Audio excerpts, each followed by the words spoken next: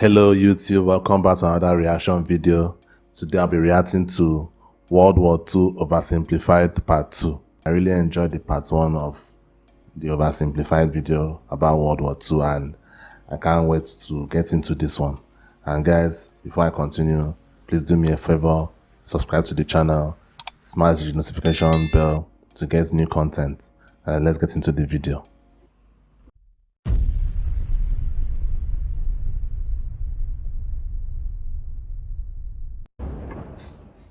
So what else is happening? Well, when I said Britain was all alone, that wasn't entirely true. Many Commonwealth nations and other allied colonies had joined the war in Britain's support. They would play a key role throughout the war, particularly in the African and Italian. I guess that's part of the positives of colonizing the whole world. I guess. I mean, if you notice, most of these countries were countries that were colonized by the British Empire. So I guess that helped them eventually. Campaigns. On the Axis side, Germany, Italy, and Japan signed the defensive tripartite pact, bringing their military alliance even closer together. The Soviet Union's war against Finland should have been an easy victory, but it became a humiliating struggle, and their military ineptitude was put on full display. In the end, they did force the Finns to sue for peace. Then, they continued their honorable campaign of pushing around much smaller countries by annexing the Baltic states and part of northern Romania. France's colonies in equatorial Africa were like, heck no, we aren't going to join the Germans, and they all pledged their allegiance to free France, except for Gabon, which had to be taken by military force. The Allies also tried to capture the strategic port of Dakar, but that ended in failure. Mussolini had seen Hitler's successes, and he thought, I'm actually surprised these African countries got involved in all these wars, both the World War I and this World War II. I'm surprised. I really had no idea that African countries had any involvement in this. I really had no idea. tried to capture the strategic port of Dakar, but that ended in failure.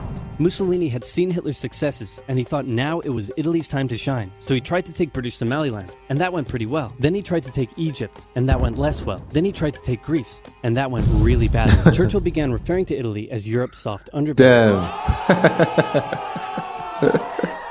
He began favoring a military campaign from the south and started sending British troops to Greece. All of this had Hitler pretty concerned, and he moved to protect his southern flank. He had been getting friendly with Hungary and twisted their arm into signing the Tripartite Pact and joining the Axis powers. Romania was also eager to join for protection against the Soviet Union. The Tripartite Pact was designed to prevent any other countries from deciding to join the Allies, specifically Britain's old ally, the pesky United States of America. When war first broke out, American public opinion was strongly against joining in. In 1940, there was an election. The Republican candidate said, "I will not send any young Americans to die in Europe," and sitting President Franklin D. Roosevelt said, "I will also not send any young Americans to die in Europe. Unless I have to, then I might." And Roosevelt won. Churchill asked him to join the war, but Roosevelt said, "No can do, Winston, but you know what? Here, have some weapons." America began supplying the Allies with food and munitions, but there was one problem.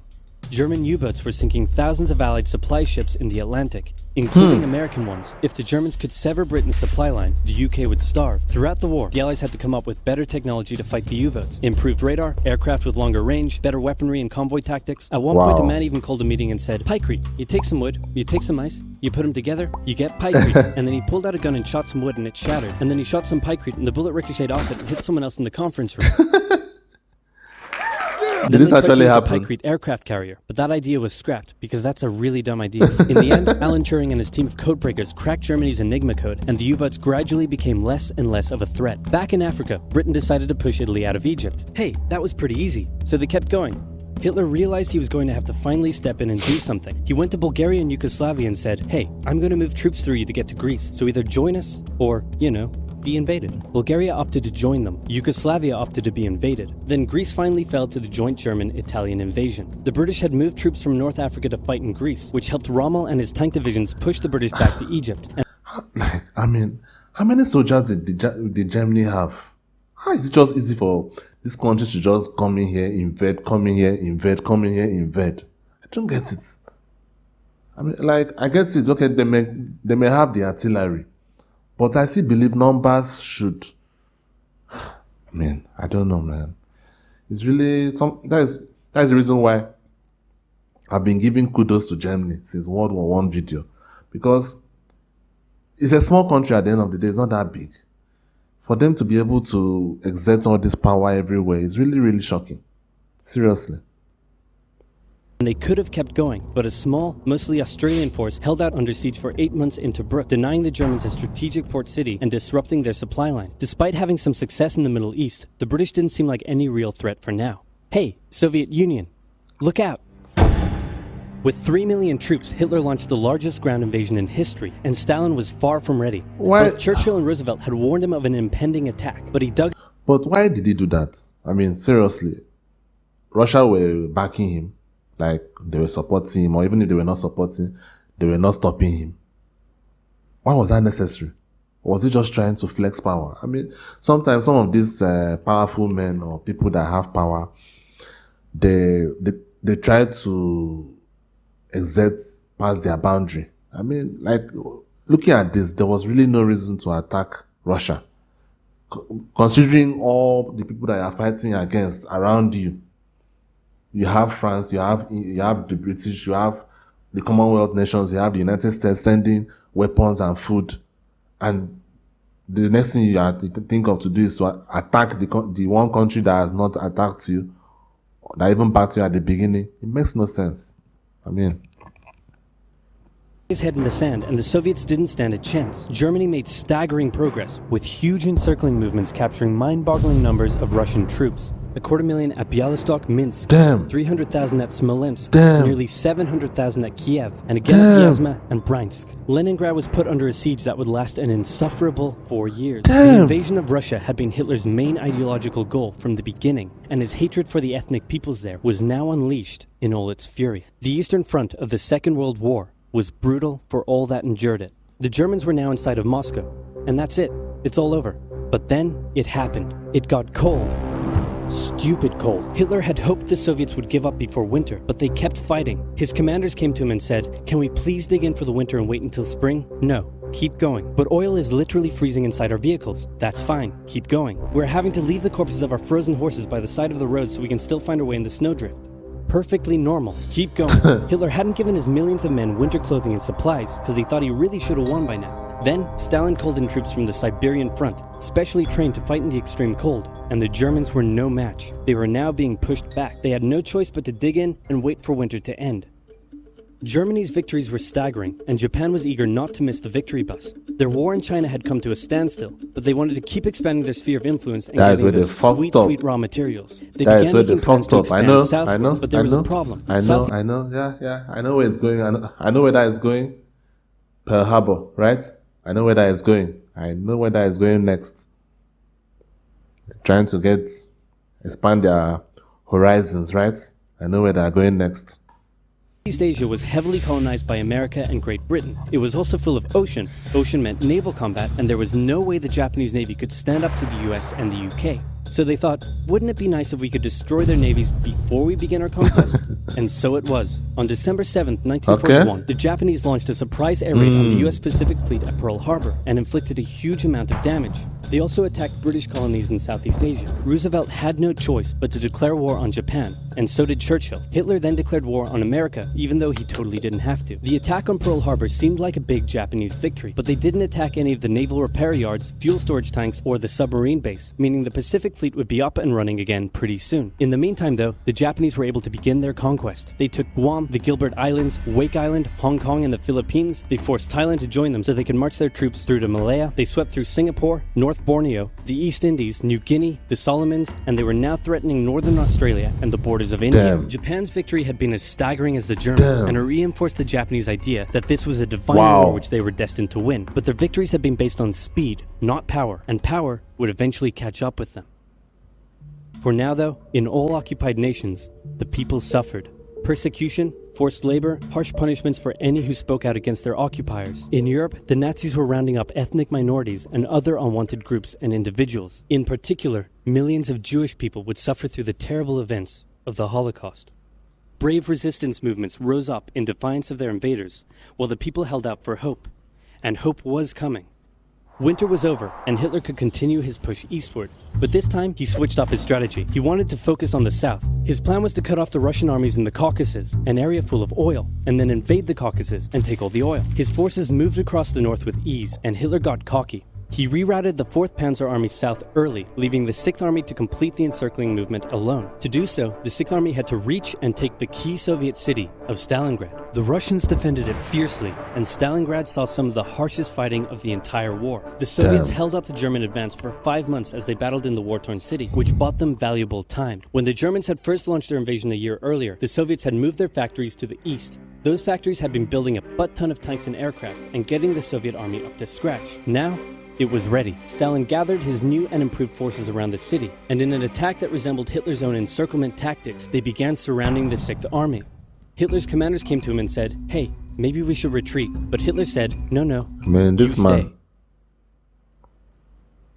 stay." The entire 6th Army was trapped and had to surrender. With complete air superiority, the Soviets started pushing westward. For Stalin, it was a resounding victory. For Hitler, an absolute catastrophe. Things also weren't looking too good for Hitler elsewhere. With America now in the war, Allied bombing over German cities reached devastating levels. In Africa, the British had pushed Rommel back again. Then they were pushed back again, and finally, after a decisive battle at El Alamein, and with American and British troops arriving in the west, the Germans and Italians were squeezed out of Africa. Japan was also already seeing its rapid success being turned around. They attempted to take the island of Midway, but the US Navy was ready for the attack, and they sank Japan's carrier. Actually, they sank a lot of them. It was a battle from which the Japanese Navy would never recover. British, Indian, and Chinese troops held the line in the harsh jungle terrain of Burma, and the Japanese suffered losses in the Solomon Islands and New Guinea. They began to realize they were not invincible. There's something about invasion when you invade a country. Before you invade, you have to be sure that you can actually keep the country that you invade. That is one of the keys about invasion. I'm no military mind at all. I've never been in any kind of military situation in my life. But I think it's common sense. Before you invade a place, even if you want to invade someone's house, you have to be sure that you are going to be able to keep the house. Or if that was your plan, you should be able to keep the house. Because you can't just invade and think the people will just sit down and look at you and, and everything will just go back. I don't know. You have to be strong enough. You have to be sure that you are strong enough to be able to keep what you take. The Axis out of Africa, the Allies had to decide their next move. Churchill still wanted to attack from the south, while the Americans preferred a full sea invasion in northern France. "All right," said the Americans, "we'll do it your way." Allied forces successfully landed in Sicily and began moving north. They also carried out bombing raids over Rome. The thing was, many of the people in Sicily had relatives living in America, and they greeted the American troops quite warmly. With the war reaching home territory, most Italians just weren't that into it, and Mussolini was suddenly very unpopular. He was voted out by his own fascist Grand Council and was toppled from power. Italy immediately began negotiations for surrender. Hitler wasn't surprised and had already sent reinforcements southward. In an operation he ironically called Operation Axis, German troops quickly disarmed Italian troops in the north. The Allies continued fighting the Germans up through Italy, but then winter set in, meaning mud, and everything slowed to a halt. "All right," said the Americans, "let's do it our way as well." Germany had made itself a lot of enemies, and millions of Allied troops had been gathering in England as factories worked around the clock producing the war material needed for a super crazy massive the likes of which the world has never seen before invasion of Europe. The Germans knew an Allied invasion would come, but they didn't know where it would land. Thanks to Allied deception tactics, they thought there was a pretty good chance it would come at Calais, but the Allies were really going to land in Normandy because it was less fortified and the beaches were nicer. Under the careful planning of General Dwight D. Eisenhower, the invasion that had been long in the making was just about ready to go. Just one thing was preventing the launch: the British weather. For a short while, everyone sat around waiting for a decent day, and then it came. On the night of June 5th, over 1,000 bombers took off and raided coastline defenses, while paratroopers were dropped inland in a bit of a chaotic operation, tasked with sabotaging defenses and capturing key bridges to stop any German reinforcements from reaching the beaches. Early the next morning, the barrage came, as Allied ships fired a huge number of shells at the German fortifications, and then the landings. The Americans at Utah and Omaha, the British at Golden Sword, and the Canadians at Juneau. It was a tremendous struggle with a great loss of life, particularly at Omaha, but the Allied troops captured the beaches and the landings were a success.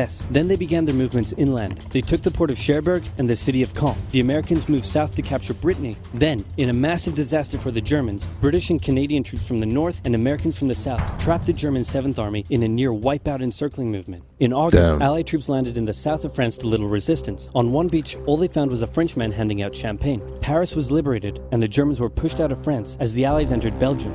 In the Far East, the Allies started to push the Japanese out of Burma, as the Americans launched a two-pronged offensive in the Pacific. In the south, General MacArthur led the push to liberate the Philippines, while General Nimitz oversaw the brutal island-hopping campaign. American forces had to make hard-fought landing after hard-fought landing on fiercely defended small islands as they moved steadily towards the Japanese mainland. The Japanese believed that the greatest thing a person could do was to die in battle, and the most dishonorable act was to surrender. As a result, they fought ferociously to the very end, and the closer the Americans got to the mainland, the more ferocious the resistance became. In February 1945, the Americans captured the island of Iwo Jima, and an intense firebombing campaign of Japan's wooden cities began. The Allies suffered some setbacks trying to liberate the Netherlands, but they were making progress and were now threatening the industrial heartland of Germany. Hitler's health, both mentally and physically, was rapidly deteriorating. Things were looking bad, and he was desperate. He said, "We need to turn this thing around, and I have just the trick. Remember a few years back when we blitzkrieged through the Ardennes and trapped the Allied forces in Belgium? Well, I'm going to do the exact same thing. Again."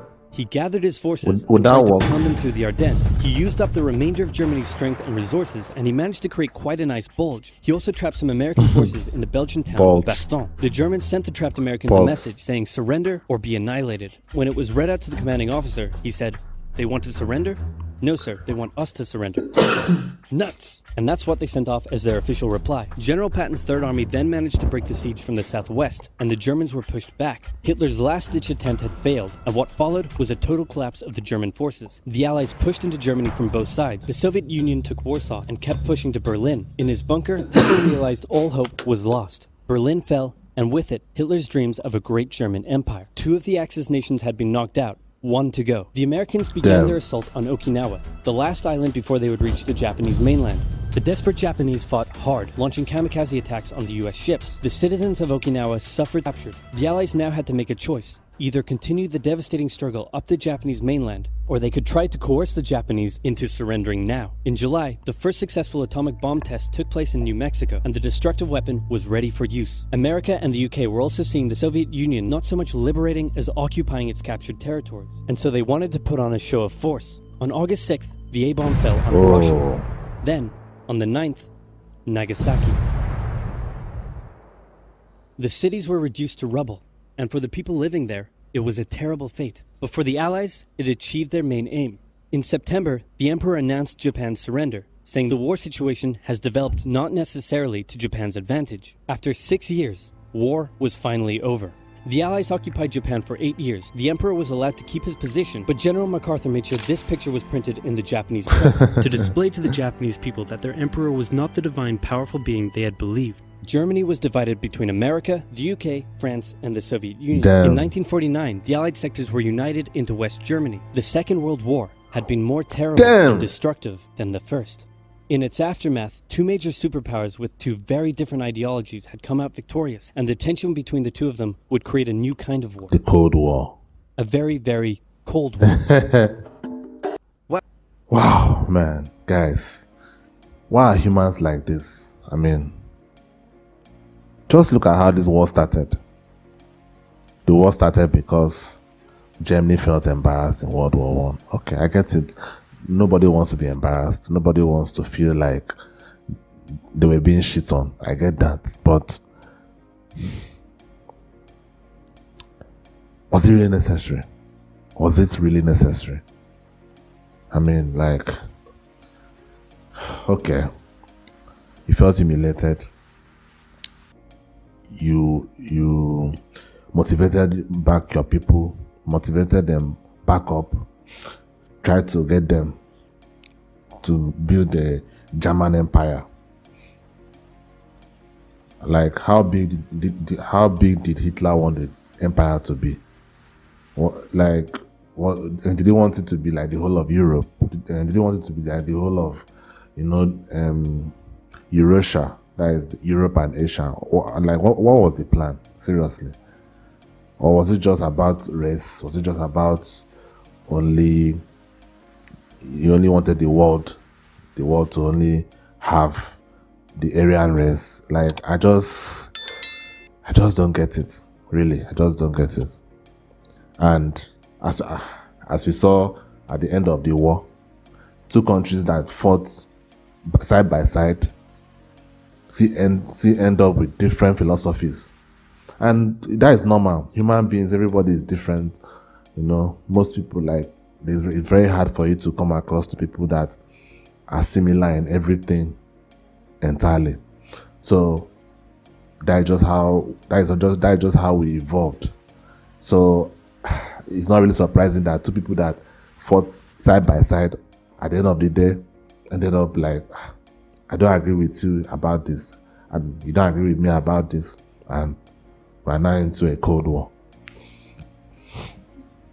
I mean, it's just crazy. It's just crazy.